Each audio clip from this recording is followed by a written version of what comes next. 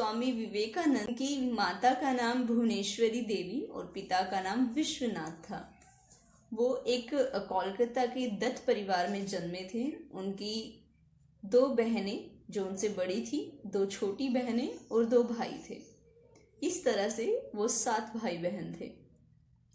उनके बचपन का नाम नरेंद्र था। परिवार के लोग उन्हें बिल्ले कहकर बुलाते थे और उनकी माता ने उनका नाम वीरेश्वर रखा था। उनका जन्म 1863 में हुआ। 12 जनवरी 1863। और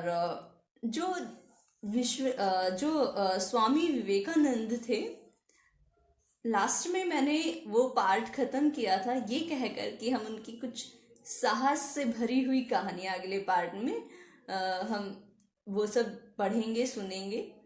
तो अगर उनके साहस की बात करें, उनके स्वभाव, उनके व्यक्तित्व की बात करें, तो उनके बचपन का एक किस्सा मैं आप सभी के साथ शेयर करना चाहूँगी कि बचपन में 6 वर्ष की आयु में स्वामी विवेकानंद एक बाजार गए अपने दोस्तों के साथ और वहाँ पर उन्होंने शिव की मिट्टी की मूर्ति खरीदी। जब वो बाजार से घर आ रहे थे तो उसी समय जो उनके दोस्तों का ग्रुप था उनमें से एक मित्र सड़क के बीच में आ गया और पीछे से एक बैलगाड़ी आ रही थी।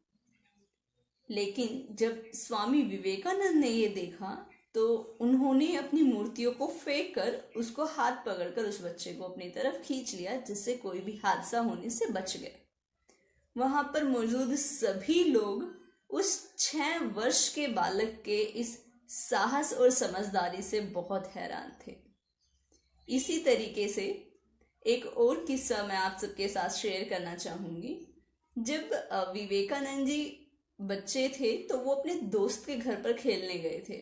उनके दोस्त के घर पर एक चंपा का फूल होता है, तो चंपा के फूल का पेड़ उनके घर में था। वो पेड़ काफ़ी बड़ा हो जाता है। तो स्वामी जी मतलब बचपन के नरेंद्र उस पेड़ पर चढ़ गए।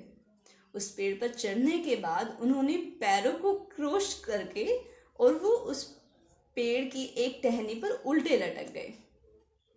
पैरों को क्रॉस करके पेड़ के उल्टे लटक गए। अब उन जो उनके दोस्त थे, उनके बुजुर्गों ने जब ये देखा तो वो डर गए कहीं ये गिर न जाए। तो उन्होंने उनको डराते हुए कहा कि इस पेड़ पर ब्रह्म राक्षस रहता है, नीचे उतर आओ वरना वो तुम्हें खा लेगा। नरेंद्र जी शांत हो गए। जैसे वो शरारत कर रहे थे, खेल रहे थे, तो वो एकदम से चुप हो जाते हैं।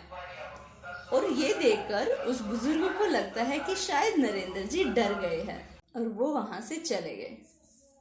लेकिन जब वो वहां से चले जाते हैं, नरेंद्र अपने दोस्त को आवाज लगाते हैं और उनको पेड़ पर आने के लिए बोलते हैं। ऐसे में वो बच्चा, उनका दोस्त, भयभीत होकर कहता है कि नहीं, मैं नहीं आ सकता, अगर मैं आया तो ब्रह्म राक्षस मेरी गर्दन को मरोड़ देगा। अब इस बात पर नरेंद्र जी कहते हैं कि अरे मूर्ख, तुम्हारे दादाजी हमें डरा रहे थे।